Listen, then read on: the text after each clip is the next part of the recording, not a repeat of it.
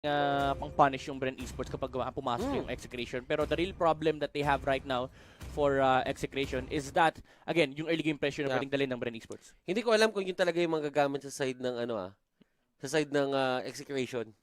Pero if yun nga talaga yung gagamit, that is going to be a very interesting setup para sa side ng Execration. Hindi lang sila nagpapakita ng creativity sa drafts, nagpapakita rin sila ng versatility dun sa mga players nila. Flexibility, pinapakita lang nila na hindi lang to yung roles na kaya namin gawin. Who knows? Yep. Dati kasi parang Bren lang gumagawa niyan, no? Yung talagang versatile players, yung flexible picks na pwede yung ginagawa. I would say na Evos does it as well. Yeah, no, I mean before. Before parang Bren lang talaga yung gumagawa. Then come along Evos, pati na rin nga yung Signal Ultra, nagpapalit-palit na sila ng mga hero. And right now, pinapakita na rin ng Execration na, oy, syempre nag-aaral din kami, binibigyan din namin ng chance na ito yung hero natin, pero hindi lang ako yung gumagamit. Pero yun nga, kung tingin nyo mananalo dito yung Execration at di na tayo pupunta ng game number 3, ilagay nyo dyan sa may comment section, #ExeWin. Kung gusto nyo manalo yung Bren, lagay nyo din naman, #BrenWin. Mga ganun lang. Ano mo, sobrang parang interesting para sa mga viewers natin. Kasi ang hirap mamili eh. Bren Esports as much as possible, gusto mo silang bumangon. Pero gusto mo rin na kahit paano makamit naman yung Execration, yung consistency. Yeah, I mean, Execration, Bren, alam naman natin, ito yung dalawang team na sobrang tataas talaga ng mga fanbases na ito. Lalong-lalo na sa Execration, kung iisipin mo si Pakbet, si Zapnu, sila Dian, yung mga favorites, si Chakno pa mismo. Si Chakno pa mismo. Kahit nga si Chakno na sabihin mo, okay na eh. Yung puso ng tao nasa kanya na eh. Wala. Babae. Puso ng mga babae nandun. Pero let us head into the game. Game number 2, mga kaibigan. Execration versus Bren Esports.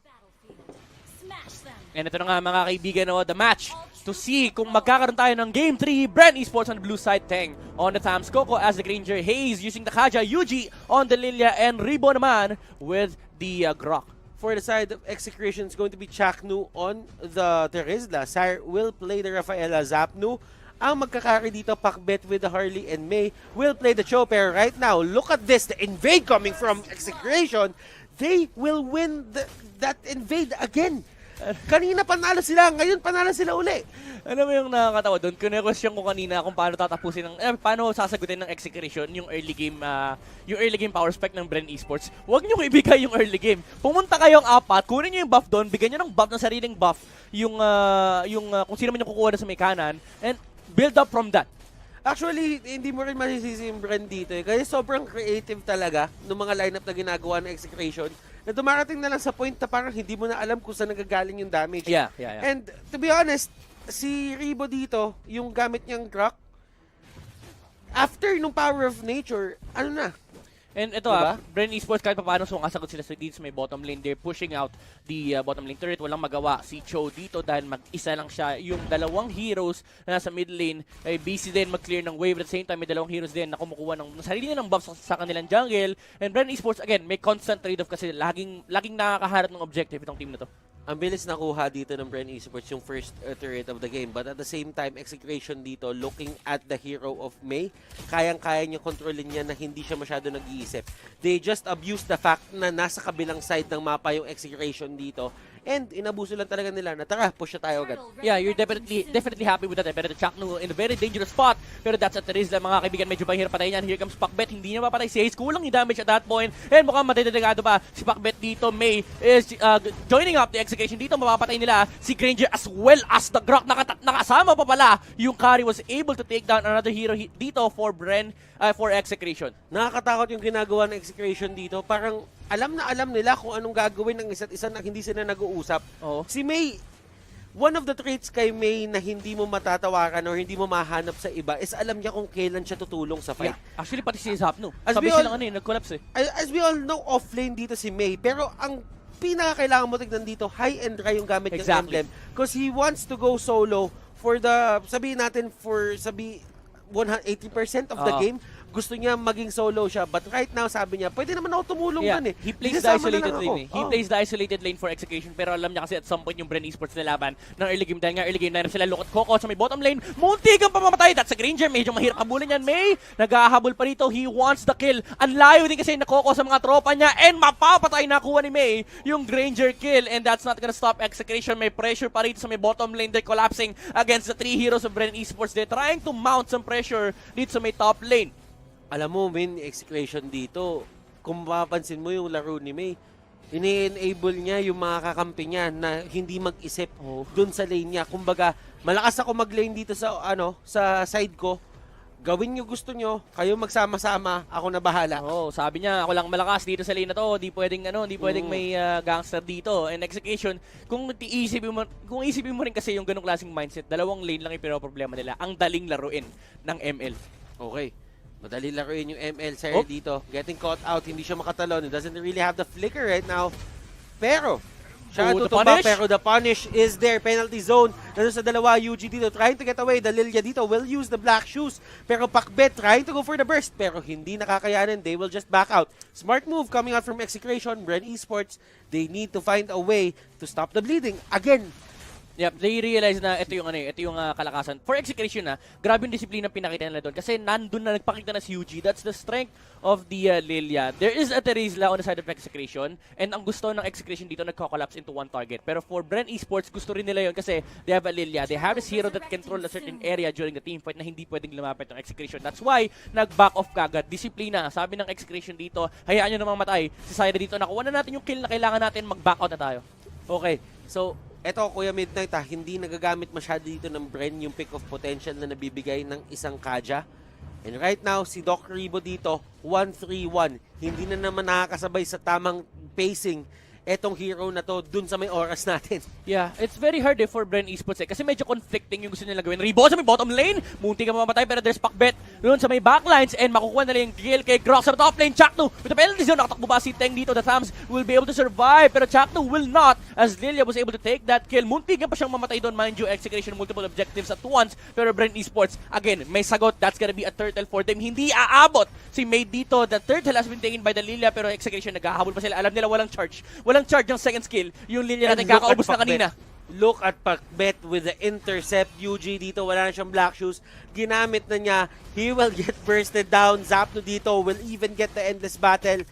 Tempo kung tempo, map control kung map control mga kaibigan. Lahat yan, hawak na Execration ngayon. Grabe, Execration talagang constant punish. Yes, may sagot yung Bren, pero sinasagot din ng Execration yung sagot ng Bren. Grabe mag-exam to mga to. Lahat ng question may sagot.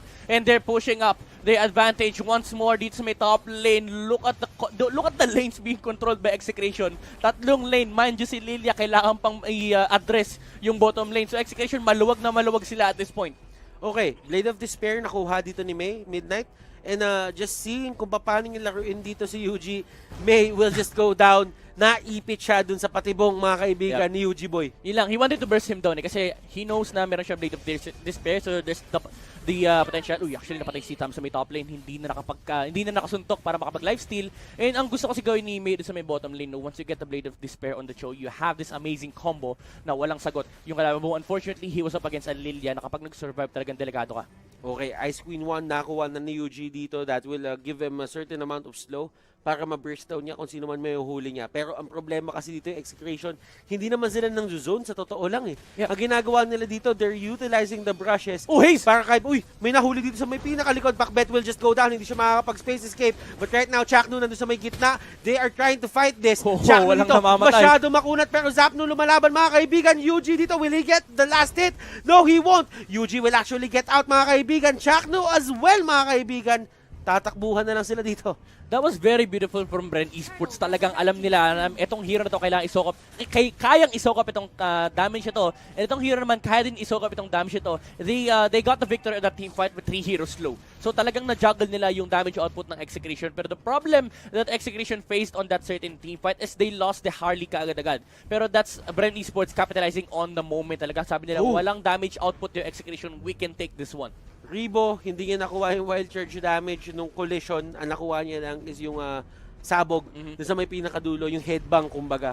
Pero right now, looking at the graph, nakita nyo. Oh, Haze! Lahat to pababa and Haze will catch out the Rafaela.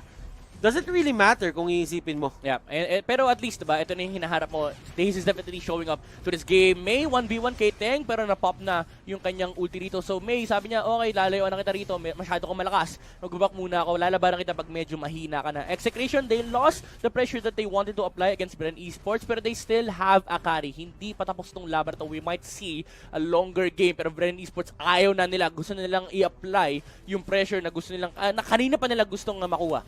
Okay, Execration dito si May na paggamit ng flicker. And actually, walang divine judgment nun. Si Hayes, talagang tinakot niya lang. Oh my And God. ngayong meron na, lumapit pa dito, mga kaibigan si May. Alam mo yun, nag-face check na si Pacbet. Nakita niya na may Grok doon, lumapit pa si May. He wanted to help. Unfortunately, nandun yung Bren Esports ready to fight against Execration if they bring a lot of heroes. Pero may split naman na nangyari dito sa may top lane. It's the Chaknu and the Zapnu combination. Yung Teresa at Karin hindi maghihiwalay talaga yan. Pag may nahuli si Chaknu, even if it's the Tams, talagang willing sila patayin yan. Kanina nakita natin, pinatay nila si Tams under the turret. Pinatay nila si Tams under the turret. Pero Pacbet getting caught out and Hayes dito. Grabe yung pinapakita ni Hayes ngayon. Kung kanina hindi siya makahanap ng buwelo, ngayon buwelong-buwelo na siya just because of the fleeting time. Alam mo, Kuya Batos, ito yung sinasabi ni Hayes, pinanganak ako para hilahin yung Harley. Kanina pa niya hinihila yung Harley. And yung again, yung sinabi mo kanina, 'di ba, si May, tinakot niya lang wala nga siyang divine judgment Trabaho niya lang hilahin si Harley kasi ito yung pinakamalaking problema na kinakart nila against Execration. Pero look at this one, Chaknu with the penalty zone. Unfortunately, hindi enough yung firepower na Execration at this point. Chaknu naharangan pa with the Guardian's Barrier, and that's a killing spree for the Lilia. Queen's Wings pick up by Teng dito, so hindi pa tapos yung Bren Esports. They had a power spike with the item pickup ni Tams. Lalaban pa sila dito. Hayes! Naku po, nahila si Zapno rito, and that's the carry. Falling down, Bren Esports just pressuring Execration. At ginising mga kaibigan ang Dragon. Sabi nga ni Taguro, sabi din kahapon ni Hayes, magstulong-tulong pa kayo. Tapos yung kasunod daw. Pero Execration dito, they're still not out. Kung iisipin mo yung Zapno dito, hindi niya pa din nakukuha yung mga items niya. Yeah. And I feel Coco dito will have a hard time dealing with Zapno kapag nakuha niya na yung items like the Thunderbelt, the Golden Staff. I mean, hindi pa kompleto yung puzzle for Zapno. Yep. And yung kung iisipin mo rin yung lineup ng Bren Esports, it's yes, they have a Granger and they Lilia, pero they don't scale well into the late game compared to Execration. Talagang yung mga heroes sa side ng Execration, they're built to take the late game. Okay, so Sire and the others dito, pinapakita lang, Bren Esports, medyo na bawi nila yung kalamangan dito in terms of gold. Pero kung iisipin mo, Kuya Midnight, si Teng, medyo behind, pero it's not that bad. Yeah. Kung papansinin mo din, Necklace of the Runs na din yung kinuha dito ni Lilia. Mm-hmm. The idea behind the Sams is kahit medyo mahina yung kahit medyo hindi marami yung items niya, kailangan niya lang kasi sustain yung damage output ng Execration. Just give a lot of space for Bren or for Hayes and UG to find a decent opening para sa kanila. Pero Execration is trying to mount as a form of defense in the middle lane. Chaknu, may mahuhuli siya rito, pero look at the damage output for Bren. Ang sakit na rin nila. Kumakate na yung lineup ng Bren dito. Kumakati na yung lineup ng Bren, but the Lord is going to the side of Execration. They can deal with that kasi meron naman silang carry dito pero hindi nila pinapansin as of now. Pero Bren dito is just supporting yung Lord kung ano man yung gustong gawin ng Lord sa buhay niya. Kung gusto niya maging doktor, sinasamahan siya dito. Unti-unti palapit doon sa inhibitor turret dito sa ito nahila! Nakabalik naman si Chakno rito, and Execration, they will be able to deal with the Lord and Bren Esports. Sabi nila, tuloy-tuloy lang yung objective natin, hindi tayo hihinto. Walang karapatan lumabas ng base yung Execration at this point. Okay, walang karapatan just because the thing about Bren Esports dito is nakakatakot na din talaga si Hayes. Kumbaga si Hayes talaga yung naging difference maker Zapnu dito. Zapnu. Pumasok si Zapnu, hindi ko din alam kung bakit, pero Zapnu will just go down. Si Chaknu gusto tumulong! Gusto sumama ni Chaknu! Bakit yung boss ko yung tinanggal nyo? Not mako yung Execution dito, pero nagtatakbo na sila. There's enough damage from the side of Bren Esports to take him down. Pero grabe, lumalaban pa rin yung Terizla. Pero doon sa may gitna nagkakaroon ng away, Teng. And May actually going at it. Napilitan gumamit ng ultimate dito si Teng. Genius 1 picked up here by Lilia. So tataas pa yung damage output ni UG at this point. Medyo curious ako no, si Coco, late niya binili yung Raptor Blade, 9 minutes. Tinapos siya pa rin. Pero that's gonna allow him to farm faster compared to his pace before. And sabi ng Bren Esports dito, kontrolado na namin yung base nyo, bawal na kayong lumabas. And the name of the game for Bren Esports, and well, Mobile Legends pa rin naman, pero syempre, control the resources of Execration. Wag mo nang bigyan ng chance na makabalik pa yung carry ni Zapno. Kakaiba yung Bren dito, kumbaga nabalik pa nila yung sarili nila. Di naman si Ribo kanina. Ribo wasn't having the best time kanina sa totoo lang, pero right now, 7-4-4. Bawim-bawi. Pero Execration, meron pa silang bawi dito. They're going outside of their own base. They're looking for a team fight. And Bren Esports, they were ready. Unfortunately, the damage was there already. Pero ito, napatay! Napatay ng Grok yung ating Chopper na naghahabol na. Si Zapno on the backline. So patay na si Ribo, pero may immortality. Pero the damage is still enough. Lilia though, taking down na Rafaela and Thams. Teng as well, taking Chaknu down. Si Teng nilalabanan din si Zapno 1v1. Pero mananalo si Pakbet doon. And Haze is trying to chase the carry. Pero Pakbet with the help on his friend. Coco Pakbet. Ay! Naku po, nagkahuli yan. Kumbaga yun yung stand-up. Alam mo yung sa Filipino movies, yung nandun na sila sa gilid, tapos nag-uusap na sila. Huwag kang gagalaw na napapalibutan ka na namin. Ayaw na gumalaw. Ayaw na gumalaw ni Zapno nun. Oh my God. Pero grabe yung grabe yung pagkakaibigan ni Zapno at ni Pakbet. Talagang hindi niya iniwan. Was able to get a double kill doon. Actually, iniwan niya. Well, iniwan niya kasi patay na yung target. Pero sabi ni Zapno, babayo na. Ikaw na bahala dyan. Kaya mo na. Bahala. Kaya mo na yan. Napatak mo na si Zapno. Well, tanda ka na. What we see is what we say, mga kaibigan. Matanda ka na. Ginawa mo na trabaho mo. Alis na ako. Alis na ako. Pero UG dito with the Divine Grave, yes. Tataas pa yung damage output and magic penetration brought in by the item Execration. Yes, nakakuha ka ng isang magandang team fight, pero the game is not over yet. Bren Esports, they're looking for the next Lord. And nakapwesto rin naman yung Execration to try and go for the contest. Chakno rito may immortality na. So willing na magpakamatay ito. Si Chakno dito. Yun lang. Flicker out. Boy pa. May! Getting the catch on UG. Makamatay niya natin. Hindi nakapag-ulti. And Bren Esports, you need to run away right now. The carry is just killing down the heroes of Bren Esports. Pinupunit isa-isa mga kaibigan. Takbuhan hanggang may lupa. And si Coco dito, sabi niya, lilinisin ko na lang yung minion. May bala ka dyan. Execration are now inside the Lord area. Walang magagawa yung Bren. Pero sabi ng Bren dito, may magagawa pa rin kami. Tutulak kami dito sa may taas. Pero the Lord has been slain. Execration has it. And this might be the comeback of the comeback of the comeback. Oh, grabe, May. Sabi niya, hindi ko sasayangin yung sakripisyo mga Chaknu. May immortality ka naman. He went with a Wave the Dragon on UG. Sabi niya, i-disable ko lang tong hero na to. Ito lang yung trabaho ko. Pinanganak ako para gawin to. And hindi na nga nakapag-ulti si Lilia. Was not able to get the refresh on his health. And Bren Esports, after that takedown, sabi niya, back na tayo. Kulang na yung damage natin. Kulang na yung damage natin. Bren Esports dito. They are losing the game once again. Kung kanina Execration yung nasa alanganin, ngayon naman binaliktad na naman ng Execration. Bren na naman dito yung nasa bingit ng pagkatalo. Grabe, so close. So close of a game, Kuya Butters. Si Coco na... Taga mo na penalty zone. Ang ganda, pero napatay si Harley with the Lilia pick-off. And the Execration, lumalabang pa sila. Nasa labas pa ng base. Chakno with the immortality still. And Bren Esports, they're thinking about it. Gusto ba nila lumaban? Hindi. Patay na yung main marksman nila. Patay na yung main marksman nila, yung one of the damage dealers para side nila. And the Lord, shoulder tackle mga kaibigan yung turret. The inhibitor turret is going down onto the middle lane as well. Nandun din, unti-unting binabawasan. Tumba na yung Lord dito. Bren Esports, they're very successful with that. Pero may sabi niya, tinulak pala yun, doon ka! Wag mo akong labanan, gusto ko yung tore mo. Pero ito na, Bren Esports. 1v1 with the great one. Si May! Oh my God! May! Oh my God, Execration! What a beautiful play from May. Kanina pa niya, sinasayko yung Bren Esports. May, mga kaibigan, lahat ng play na magaganda sa kanya nang galing dito. Nasipa niya si UG kanina, ngayon naman. Oh my God, Chakno! May penalty zone! Sumagot din sa killing play si Chakno dito mga kaibigan, pero second doon sa may gilid.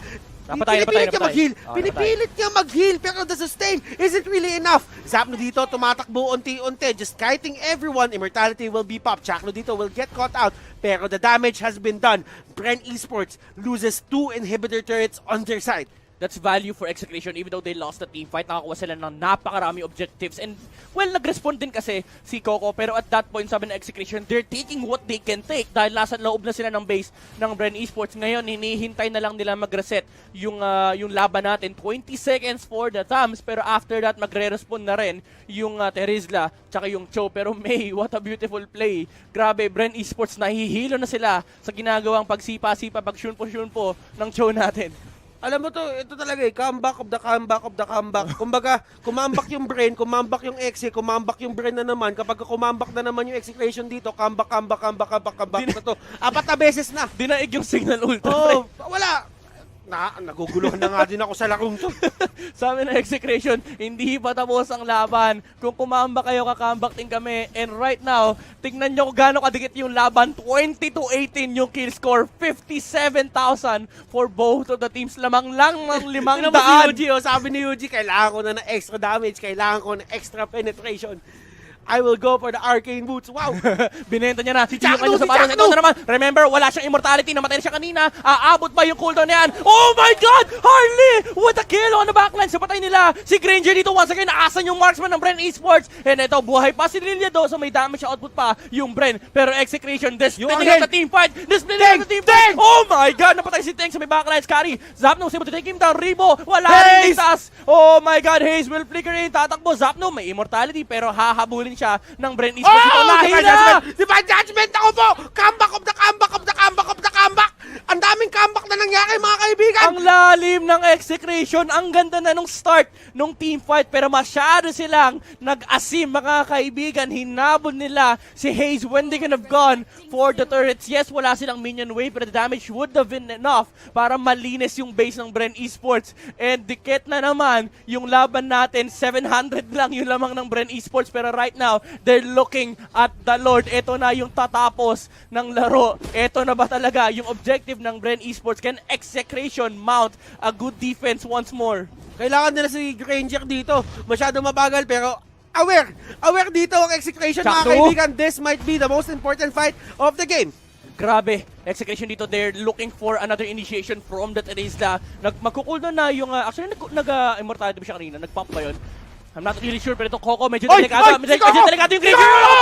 Oh my God! Sabi ni Chakno, anong ginagawa mo? And si Ribo dito, wala rin siya magawa. Pero papatay niya na si Harley on the backlines with a catch from Haze. Ginamit yung Divine Judgment. Pero Chakno, eto, makunat-kunat pa to. May immortality ba? Wala. Pero masyado makunat. Nahuli sa likod! Nahuli sa likod! Haze dito, getting caught out. Pero mga kaibigan, sabi ni Chakno dito, kahit sino na lang.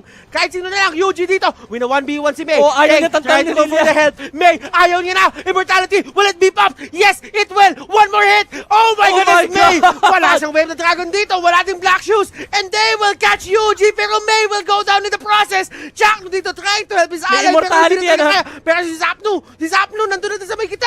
Wala silang minion wave, kiniklear up na ni Teng yung minion wave na papasok sa may middle lane, pero meron naman sa top lane. Execration, they want to push an advantage, they want to take the game, and they will take it! 2-0 for Execration!